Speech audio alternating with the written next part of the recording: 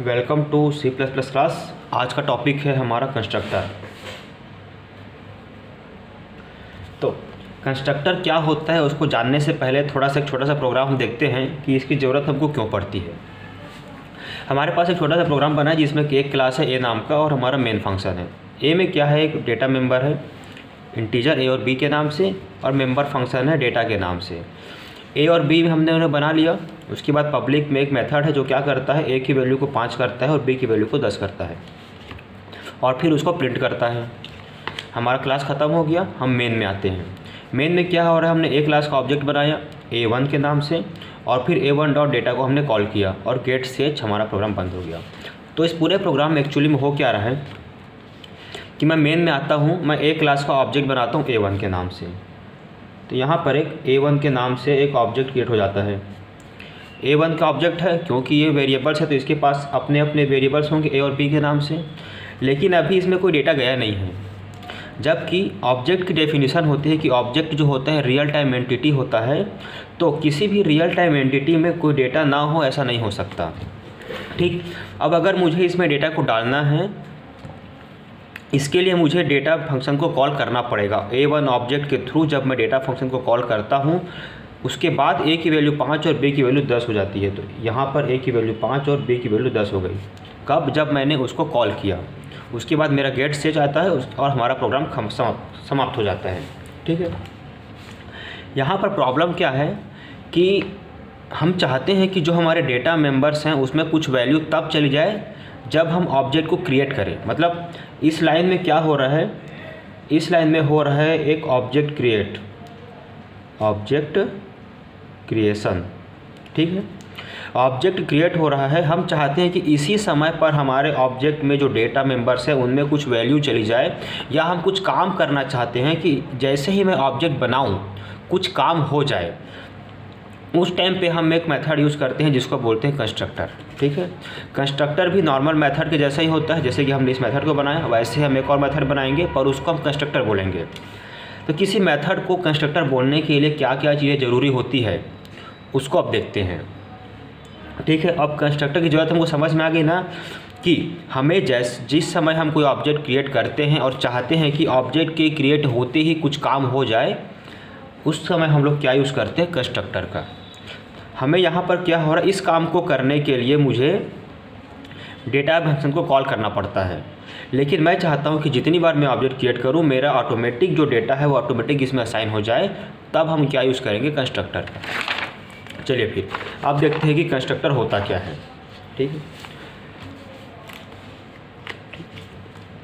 Constructor जो होता है एक मेंबर फंक्शन होता है क्लास का ही। कंस्ट्रक्टर का जो नाम होता है, अगर मेथड का नाम क्लास का नाम सेम है तो उसे हम कंस्ट्रक्टर बोलेंगे। कंस्ट्रक्टर का कोई भी रिटर्न टाइप नहीं होता है। कंस्ट्रक्टर का मेन पर्पस होता है डेटा मेंबर को इनिशियलाइज करना या डेटा मेंबर में कुछ वैल्यूज डालना जैसे ही ऑब्जेक्ट क्रिएट होता है। नेक्स्ट क्या है, कंस्ट्रक्टर कभी भी स्टैटिक नहीं हो सकता। होता क्या है, स्टैटिक का मतलब होता है कि कोई चीज़ अगर पूरे के पूरे क्लास को बिलोंग करती है तो उसे स्टैटिक बोलते हैं, और अगर हर ऑब्जेक्ट के लिए अलग अलग होती है तो उसे इंस्टेंस बोलते हैं। कंस्ट्रक्टर इंस्टेंस होता है, हर ऑब्जेक्ट के लिए अलग अलग होता है, इसीलिए ये स्टैटिक नहीं हो सकता। नेक्स्ट क्या है, कंस्ट्रक्टर को कॉल करने की ज़रूरत नहीं पड़ती। यहाँ क्या हो रहा है, हमें A1 के थ्रू डेटा को कॉल करना पड़ रहा है, बट कंस्ट्रक्टर में ऐसा नहीं होता। कंस्ट्रक्टर को आपको कॉल नहीं करना है। जैसे ही आप इस लाइन को लिखोगे, ये लाइन जैसे ही हम लिखेंगे A1, जैसे ही A1 लाइन लिखी हमने, ये जैसे ही कंपाइल होगी वैसे ही कंस्ट्रक्टर ऑटोमेटिक कॉल हो जाता है। ठीक है, ये हो गया। अब हम देखते हैं कि एग्जांपल के थ्रू इसको हमने क्या किया, क्लास बनाया क्लास A के नाम से। इसके अंदर प्राइवेट में 2 डेटा मेंबर्स हैं A और B, और पब्लिक में एक मेथड है A के नाम से। हम इसको कंस्ट्रक्टर बोल रहे हैं। क्यों बोल रहे हैं, क्योंकि अभी हमने देखा कि कंस्ट्रक्टर का नाम और क्लास का नाम जो होता है सेम होता है। यहाँ पर हमारा जो मेथड का नाम है उसका क्लास के नाम के समान है। क्लास का नाम क्या है, A है, मेथड का नाम क्या है, A है। तो ये जो मेथड है ये नॉर्मल मेथड नहीं है, ये क्या है, कंस्ट्रक्टर है। कंस्ट्रक्टर का मेन पर्पस क्या होता है, डेटा मेंबर्स में वैल्यू इनिशियलाइज करना। तो हमने क्या किया, इसके अंदर हमने A की वैल्यू 5 कर दी, B की वैल्यू 10 कर दी। अब आते हैं, इसका काम हो गया, क्लास हमने बंद कर दी। मेन में आते हैं, हमने A क्लास का ऑब्जेक्ट बनाया। ठीक है, क्या हम A1 से A को कॉल कर रहे हैं क्या, जैसे हम यहाँ पर A1 डॉट डेटा को कॉल कर रहे हैं, क्या हम यहाँ पर A1 से इसको कॉल करते हैं? नहीं करते। क्यों नहीं करते? क्योंकि हमने अभी पढ़ा कि कंस्ट्रक्टर का फीचर होता है, कंस्ट्रक्टर को हमें कॉल करना नहीं पड़ता है, वो ऑटोमेटिक कॉल होता है जैसे ही हम ऑब्जेक्ट क्रिएट करते हैं। ऑब्जेक्ट क्रिएट करने वाली लाइन कौन सी है? ये वाली। यहाँ पर क्या हो रहा है? यहाँ ऑब्जेक्ट क्रिएशन हो रहा है, ऑब्जेक्ट क्रिएट हो रहा है। जैसे ही यह लाइन चलेगी ऑटोमेटिक ये क्या होगी? A1 नाम का एक ऑब्जेक्ट बनेगा मेमोरी में, जिसके अंदर A और B नाम के 2 वेरिएबल्स होंगे, और A की वैल्यू हो जाएगी 5 और B की वैल्यू हो जाएगी 10। सब कुछ ऑटोमेटिक होगा, हमें कुछ नहीं करना है। यह काम होता है कंस्ट्रक्टर का। इतना समझ में आ गया सबको?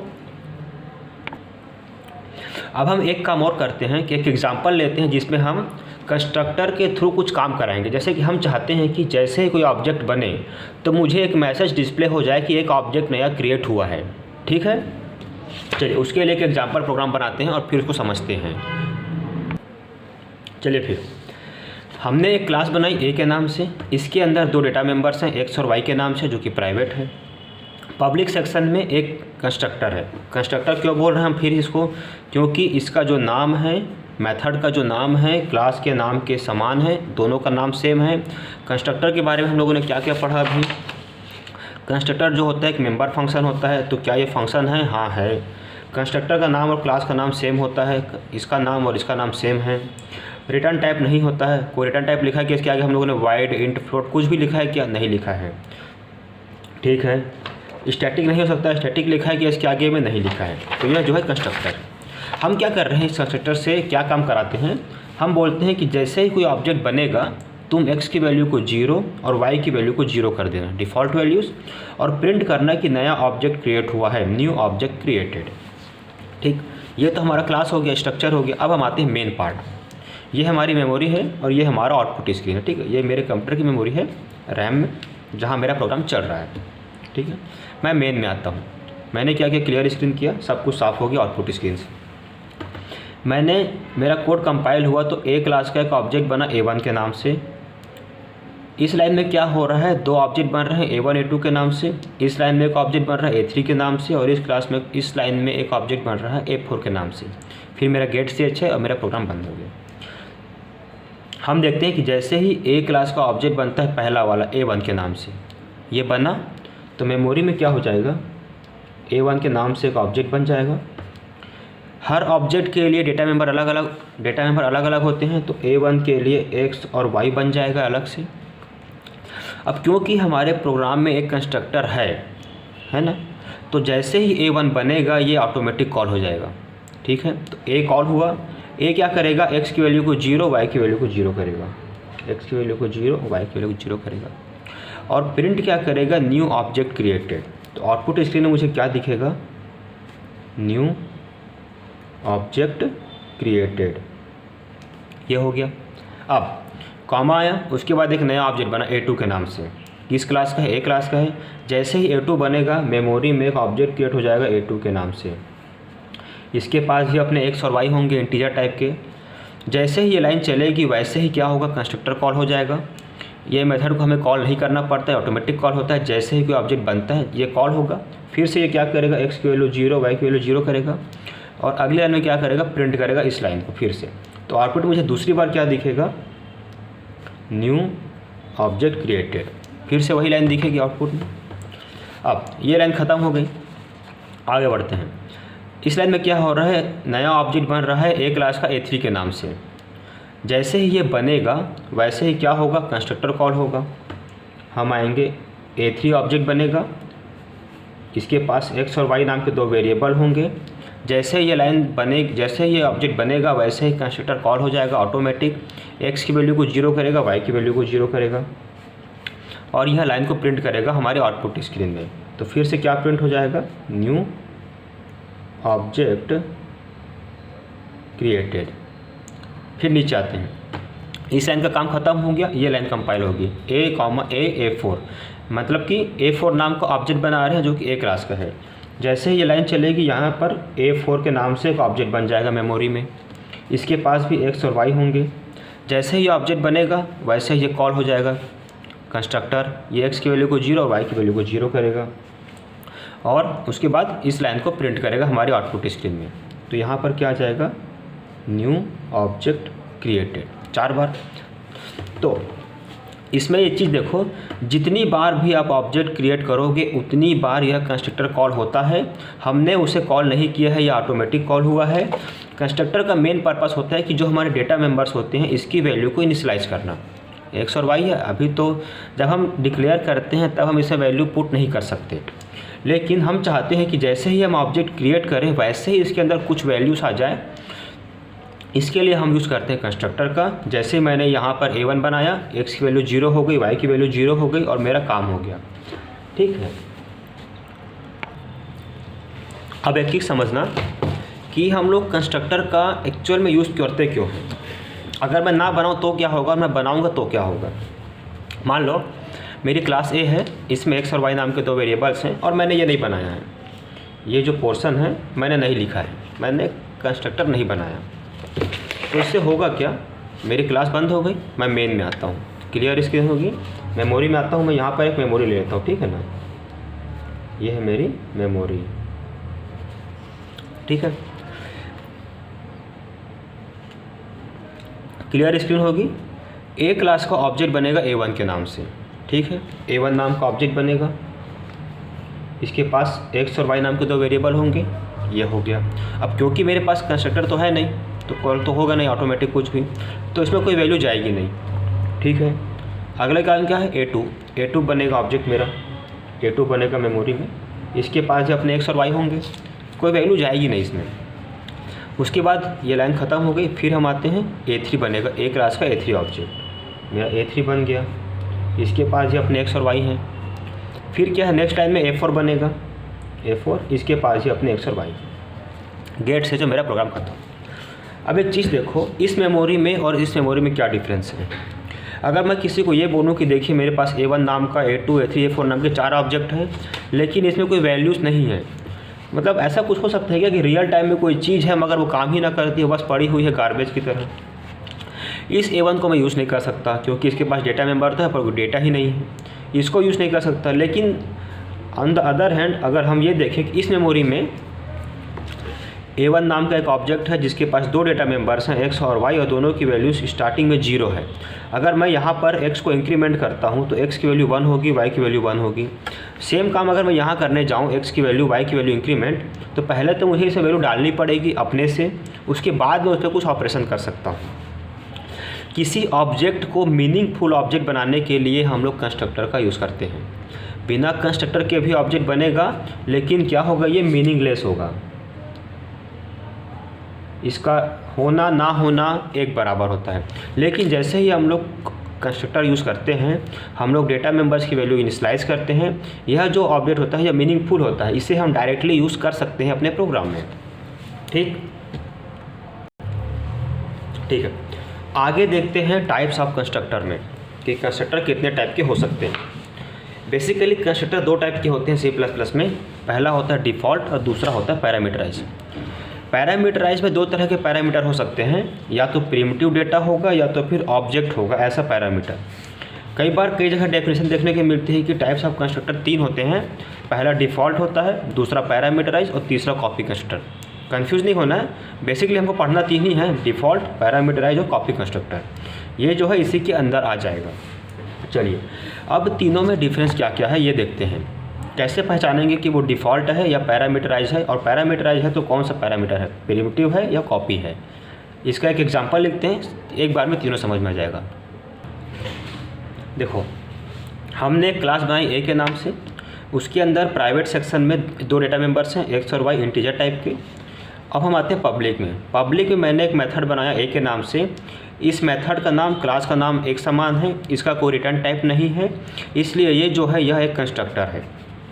ठीक है, फिर एक मेथड और है बगल में इसके, उसका नाम भी ए है, इसका भी कोई रिटर्न टाइप नहीं है और इसका जो नाम है वो क्लास के नाम के समान है, तो ये भी एक कंस्ट्रक्टर है। अब दोनों में डिफरेंस क्या है, ये जो है कोई आर्गुमेंट नहीं लेता है और ये जो है आर्गुमेंट लेता है।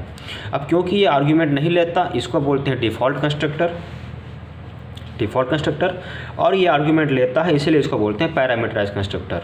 ठीक है, इसको हम लोग पैरामीटर ही बोलते हैं। ठीक है, ये जो हम आर्गुमेंट पास करते हैं ना, इसे ही बोलते हैं पैरामीटर।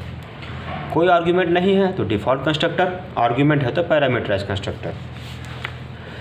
ये क्या कर रहा है, एक्स की वैल्यू 0 कर रहा है, वाई की वैल्यू 0 कर रहा है। अब हम और इस कंस्ट्रक्टर में क्या हो रहा है, डेटा कहीं बाहर से आ रहा है इसके पास, तो जो ए में आ रहा है उसको एक्स में डालता है और जो बी में आ रहा है उसको वाई में डालता है। अब ये दोनों कॉल होते कैसे हैं, हम जानते हैं कि कंस्ट्रक्टर को हम खुद से कॉल नहीं करते, ये ऑटोमेटिक कॉल होते हैं जब हम ऑब्जेक्ट क्रिएट करते हैं। इसका तो हमने देख लिया कि कैसे क्रिएट होता है, अब हम इसका देखते हैं कि ये कैसे क्रिएट होता है। हमने ये प्रोग्राम देखा, ठीक है, हमने बनाया मेन। इसका मेन पार्ट में क्या हो रहा है, क्लियर स्क्रीन, ए क्लास का ऑब्जेक्ट बना A1 के नाम से। जैसे जैसे ऑब्जेक्ट बनते जाएंगे,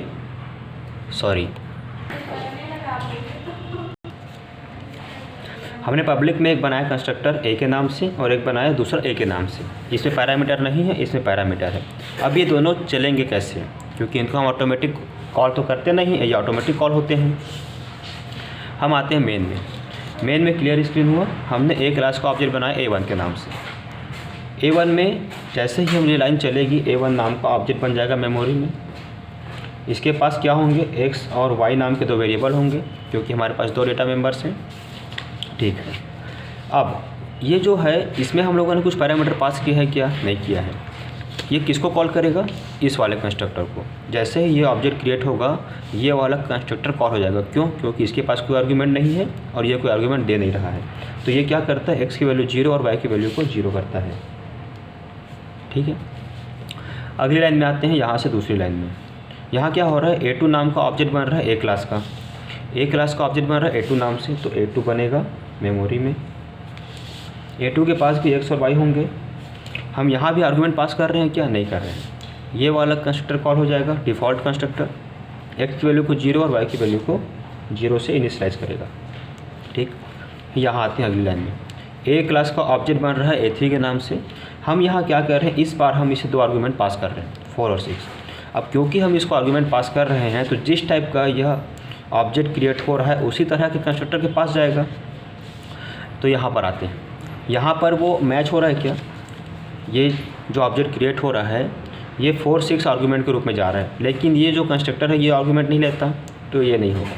इसके पास आते हैं, यहाँ से 2 इंटीजर जा रहे हैं, ये 2 इंटीजर को एक्सेप्ट करता है। अब की बार जो कंस्ट्रक्टर कॉल होगा ऑटोमेटिक, वो होगा यह वाला, ठीक। तो जैसे ही A3 होगा, बनेगा A3 नाम की मेमोरी में बनेगा ऑब्जेक्ट। इसके पास एक्स और वाई होंगे, लेकिन इस बार एक्स वाई की वैल्यू 0, 0 ना होकर क्या होगी, A और B।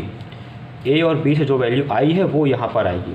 हमने क्या पास किया है, 4 और 6, तो 4 आएगा A के पास, 6 आएगा B के पास, A जाएगा X में, B जाएगा Y में। मेमोरी में A3 ऑब्जेक्ट के X की वैल्यू हो जाएगी 4 और Y की वैल्यू हो जाएगी 6, ठीक। नेक्स्ट लाइन में क्या होगा, A क्लास का ऑब्जेक्ट बना है A4 के नाम से, ठीक है भैया, बना दिया। 9, 3 पास कर रहे हैं हम लोग, 9, 3 पास कर रहे हैं, मतलब ये पैरामीटर वाला कंस्ट्रक्टर के पास जाएगा, इसके पास 9 आएगा A के पास, 3 आएगा B के पास, A जाएगा X में, B जाएगा Y में। फिर A4 में X और Y होंगे अपने अपने, X की वैल्यू इस बार क्या होगी 9 और Y की वैल्यू क्या होगी 3। इसके बाद हम आएंगे इस लाइन में, A5 नाम का ऑब्जेक्ट बनेगा A क्लास का। हमने पैरामीटर दिया है क्या, नहीं दिया है। ये किसके पास जाएगा, इसके पास, है ना, क्योंकि इसके पास तो आर्ग्यूमेंट है, तो इसके पास नहीं जाएगा। किसके पास जाएगा, ये नॉर्मल वाले के पास। हम आते हैं इसके पास एक्स और वाई है। यह क्या करता है कंस्ट्रक्टर, एक्स की वैल्यू 0, वाई की वैल्यू 0 करता है। सारे जो कॉल्स हैं वो ऑटोमेटिक होते हैं, कंस्ट्रक्टर को कॉल नहीं करना पड़ता। जैसे ही ऑब्जेक्ट बनता है वैसे ही उसके साथ मैच करने वाला कंस्ट्रक्टर कॉल हो जाता है। जैसे ही A1 बनेगा, A कॉल हो जाएगा, क्योंकि यह आर्गुमेंट बिना आर्गुमेंट वाला है। जैसे ही A2 बनेगा, ये कॉल हो जाएगा। A3 बनेगा, यह वाला कॉल होगा। A4 बनेगा, ये वाला कॉल होगा। A5 बनेगा, ये वाला कॉल होगा, ठीक है। तो इस तरह से कंस्ट्रक्टर ऑटोमेटिक कॉल होते हैं। और कंस्ट्रक्टर को हम लोग 2 तरह से बना सकते हैं, या तो बिना आर्गुमेंट के, जिसको हम बोलते हैं डिफ़ॉल्ट कंस्ट्रक्टर, या फिर आर्गुमेंट के साथ, जिसे हम बोलते हैं पैरामीटराइज कंस्ट्रक्टर। अब इसके बाद का हम देखेंगे आगे की क्लास में कि इनमें और क्या क्या चीज़ें होती है जो हमको जाननी चाहिए, ठीक है।